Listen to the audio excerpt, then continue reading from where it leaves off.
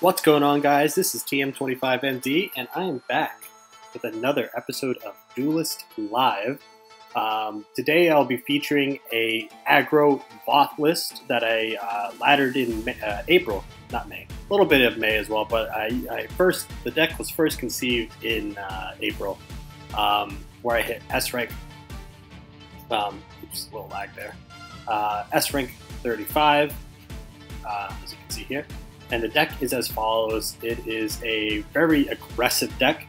It contains 3 Flash Reincarnations, 2 Blood Tier Alchemists, 2 Greater Fortitudes, 2 Entropic Gazes, 2 Ephemeral Shrouds, 3 Grows, 3 Natural Selections, 3 Young Scimitars, 3 Saber Sign Tigers, 3 Tectonic Spikes, 3 Decimus. This is where the deck turns a little bit.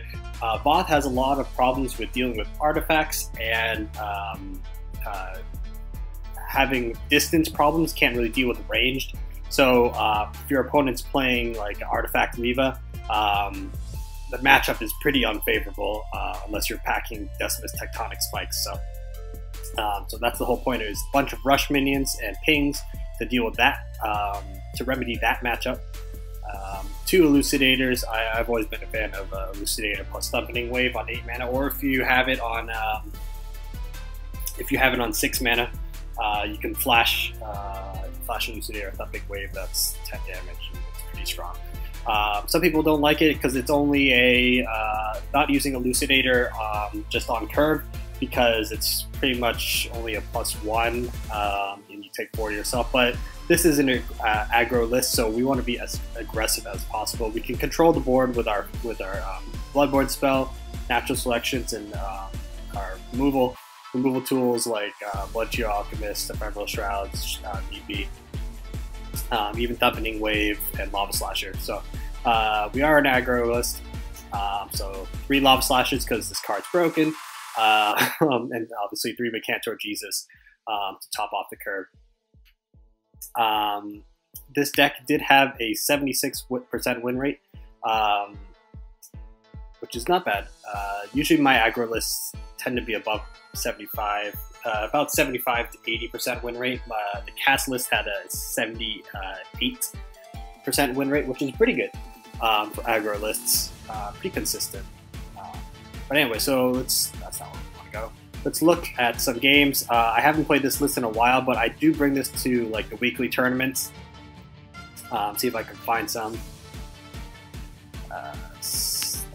Look at, where was it? Yesterday was the last weekly tournament. I think I played 3 rounds with it. Yeah. Alright, so look at the first game where I brought it against Guard, the round 1 opponent.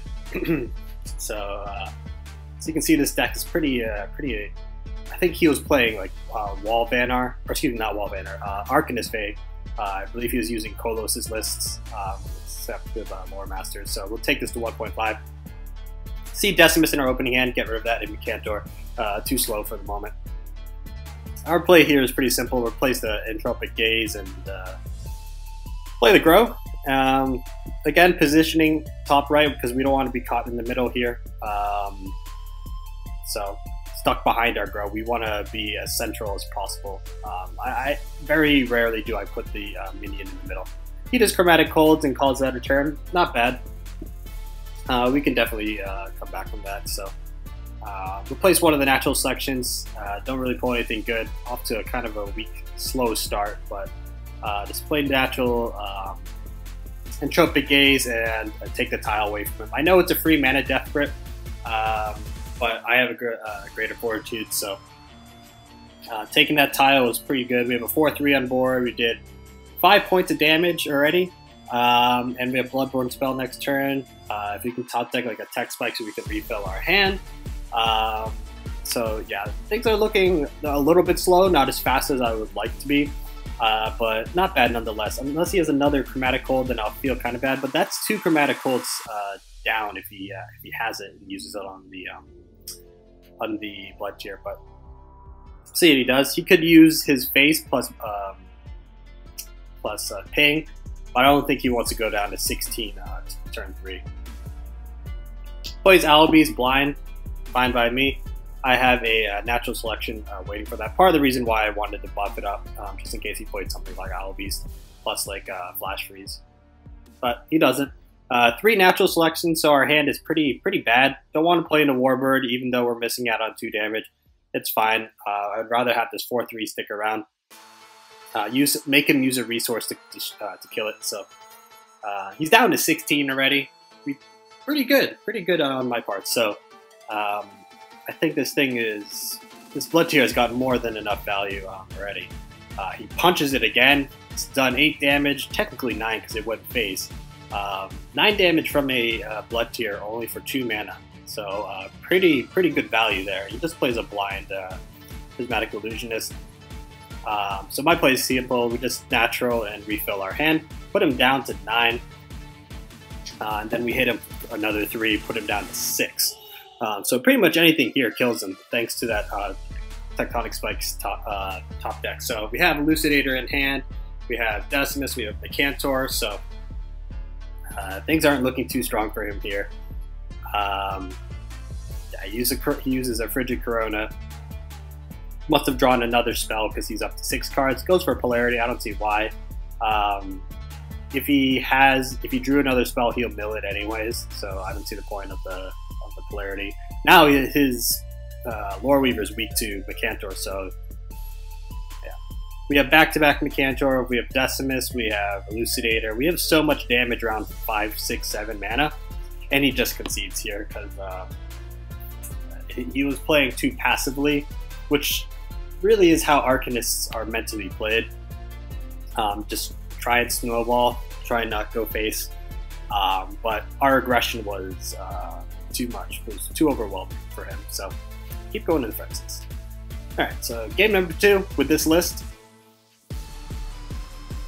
was against Min-Maxer. Yeah. As you can see, this list has won in the friendlies, or in the weeklies, has won every single game I brought it to. So it's a pretty decent list. So yeah, first game against Min-Maxer, I actually lost the end game. Those games are super close, so if you want to watch that series, it is on, I think, on High Jump's Twitch channel, so and his YouTube. I think he does that as well. So our play is pretty simple here. Young Silithar, and we call that a turn.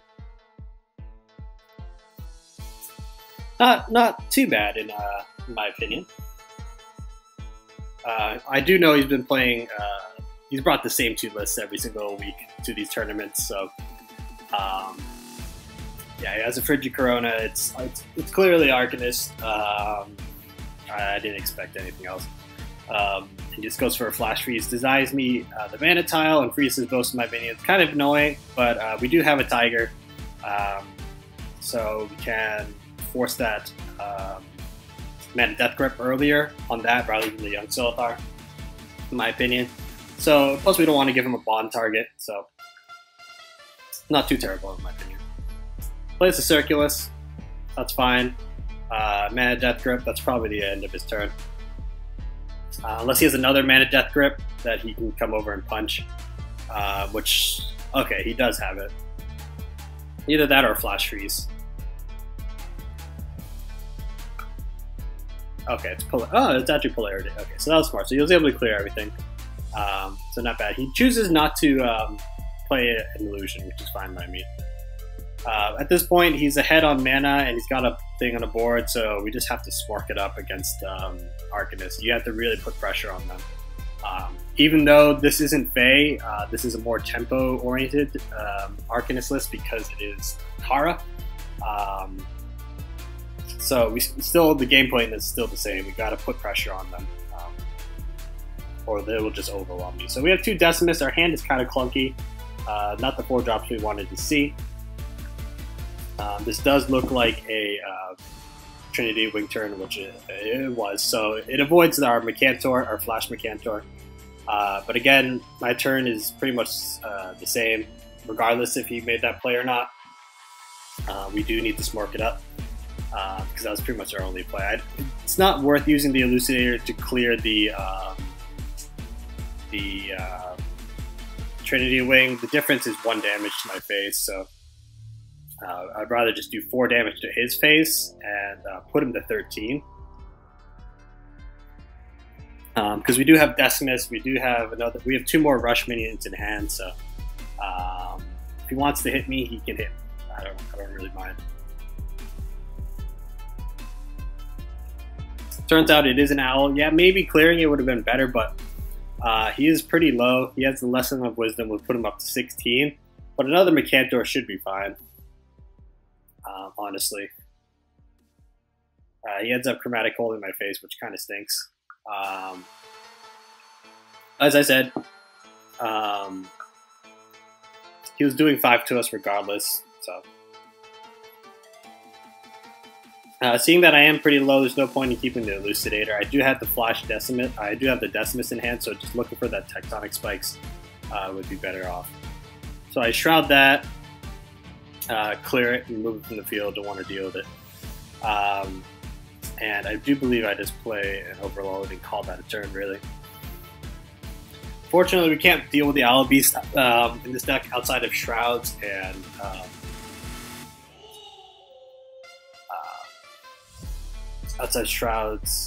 Thumping Wave, but it shouldn't be too bad, I don't think.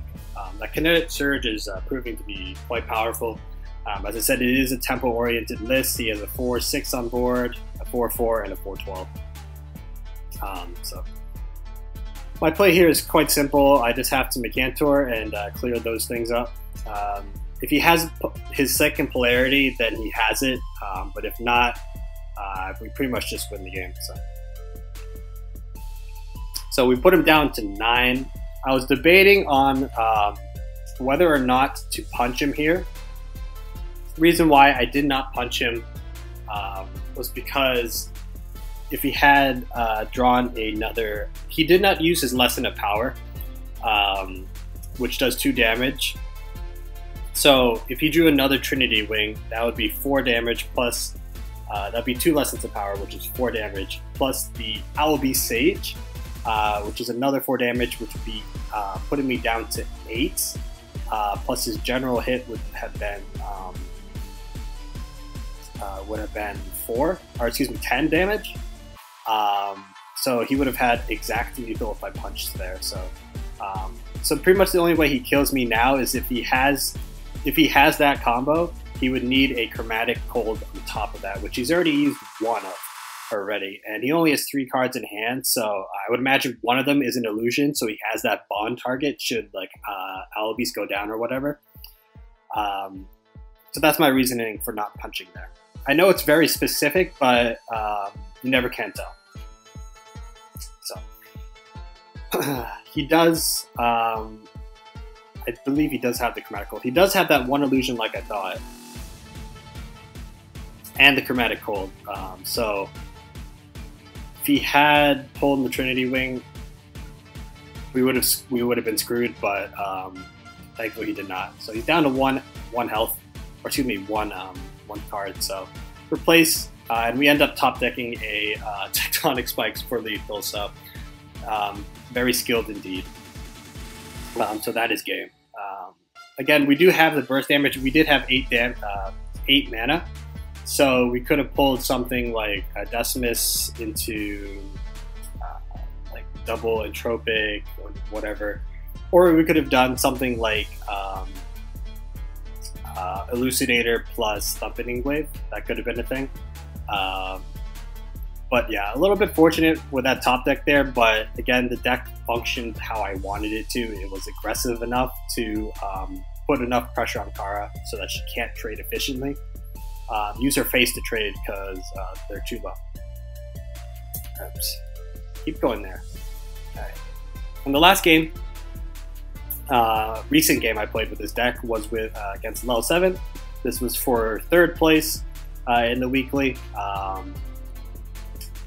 So yeah, we'll take a look what he plays. He plays, I think he plays an Aggro Vaath here. So my hand's not bad. I have the Grow to start off with, and I'll probably get rid of the Flash Reincarnation. I got rid of the Blood Tear. I'm curious as to why I got rid of it. That was probably a mistake. I should have kept the Blood Tear. As he plays Flame Blood Warlock, actually, so keeping that Blood Tier was definitely the correct play. Because I could have done Grow, Blood Tier, Greater Fortitude. So I was kind of kicking myself in the pants when I replaced that Blood Tier. I don't know why. I didn't hold on to it. So yeah, it feels bad. But I do have that, so he needs a Blood Tier of his own in order to clear it. He plays Grasp of Agony, so I see immediately that he's an aggro list. And he has Spectral Blade, actually, so that's fine by me. He does take 2, I take 3, so this game's going to be very quick. It's going to be over by like I think 6 or 7 mana with the way we've been playing. Since I don't have much healing, he only has I think Void Pulse. So pretty low on cards. Reasoning why I played the Entropic because I needed that card draw a little bit. Played Blood Tier here to get rid of the last ping of his artifact, and I moved here because once I saw that I drew Mycantor, I would have liked to accelerate into it, so I placed both my General threatening this tile and my Blood Tier Alchemist threatening this tile. He cannot take both unless he has like a Tiger, which he could have, but it's not the strongest of plays. So I like this, and plus this plays around another Grasp of the Agony as well, so we were able to clear the artifact for 1, threaten 2 tiles for Mycantor next turn, and pretty much set ourselves up for a Mycantor play, since he does have Bloodborne spell this turn. So I would imagine, I think he just comes up and takes the tile and punches that. That is what he does. Puts himself down to 13, not bad. I do think he plays a Void Pulse this turn. So we actually got some pretty good spawns there. If it one spawn there, we could have been in trouble. But it was a 1 in 6. So my play is still the same despite that Spelljammer. Let's play the Mycantor in his face. Force him to trade if he wants. Put him down to 9. Fortunately, we have created some distance. But again, we have Decimus Tectonic Spikes, so I'm not really too concerned from killing him from a distance. So he plays Ooze and a Healing Mystic. So I do like some healing in aggro lists. It allows you to keep up the pressure. So I'm pretty okay with this. So I just end up tigering that Ooze. I don't want it to get too much value. And I think I just BBS and punch. So he's at 11, thanks to that Healing Mystic. So pretty much any sort of damage plus Tectonic Spikes, we will kill him. Or excuse me, any sort of damage, rush damage plus the Decimus Tectonic Spikes the next turn will kill him. Even if he does play something like Void Pulse, a Thumpening Wave plus Tiger is enough to keep him within 9 damage, which he ends up playing. So not too concerning. He puts himself in the corner, which is a little bit, I don't know, I don't think it was the strongest of plays, but we do top deck that Decimus here. So my play is simple. I just do 8 damage to his face. Even if he has another Void Pulse, he's in lethal range from... he's within lethal range. So the only thing that can kill me now is like Void Pulse, Tiger, Shadow Reflection, or double Shadow Reflection. But he ends up just playing Spectral Revenant, which is fine by me. That puts me down to 4 health. Part of the reason why I made that play, I saw myself at 11. So Revenant would only put me down to 4, and yeah. So Decimus Tech Spikes is able to clear up the game here. So all 3 games, I believe Decimus Tech Spikes just put in work. Part of the reason why I like it is because nobody sees Decimus and Vaath coming. This deck is so aggressive. The difference between this deck is and Starhorn's burn deck is this one's a little more has more control options with obviously Thumpening Wave, which Starhorn doesn't usually run. though, more control-oriented Starhorns have been popping up with Plasma Storms and like Earth Spheres and whatnot, and Lava Slashers, obviously. Dragals does not call for Lava Slashers, but the difference between these two decks are obviously the draw from Stormhorn is Bloodborne Spell,